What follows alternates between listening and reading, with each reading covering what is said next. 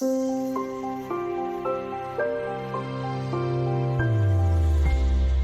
of the most testing times for investors is when markets fall sharply, usually in response to some sort of crisis.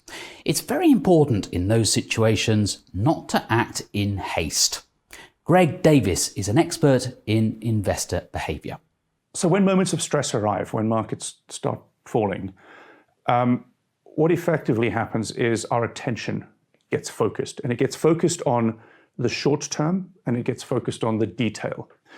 And that means that it starts to drive a wedge between what we as investors are trying to achieve, growing our wealth over time for the long term, and what we are emotionally paying attention to, which is what is happening in the markets now, what is happening to this asset and that asset, etc. And that wedge that gets driven in there basically means that our decision making is pulled away from our objectives. And so we start to make decisions that are no longer about achieving what we're trying to achieve in the long term, and that are much more about satisfying our short-term need for emotional comfort. It's not irrational to look for comfort in a market crisis. The problem is that many investors pay too high a price for that comfort. For example, they'll sell all their equities once prices have already fallen. So what's the answer? The best way to make better decisions into crisis is to have prepared for that crisis in advance, is to have a set of rules that goes, I know this is going to happen at some point. And I don't know exactly what's going to happen, but I definitely know that there are going to be times when the markets crash, when times get volatile, when there is some form of crisis in the world.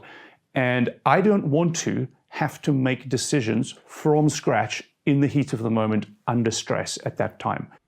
Another test for equity investors is when markets are riding high.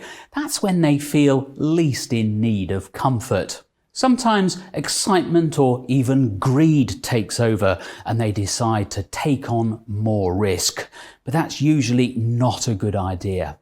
So I think the advice for anyone attempted to take additional risk is exactly the same as the advice of anyone tempted to jump out of risk at times when markets are crashing, is you should not be basing the amount of risk you take on your current opinions of where the market is, because we don't have a crystal ball, we can't predict it, we can't control it. So if you are tempted to take additional risk in good times, first go back and ask yourself, what are my long-term plans? What is the level of risk I have previously decided is appropriate for those long-term plans? And am I taking that level of risk now?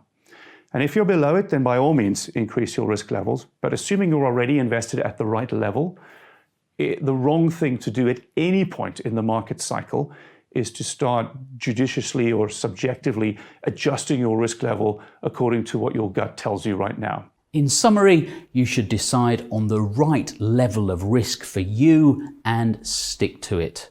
Don't let the news or your emotions tempt you into changing course.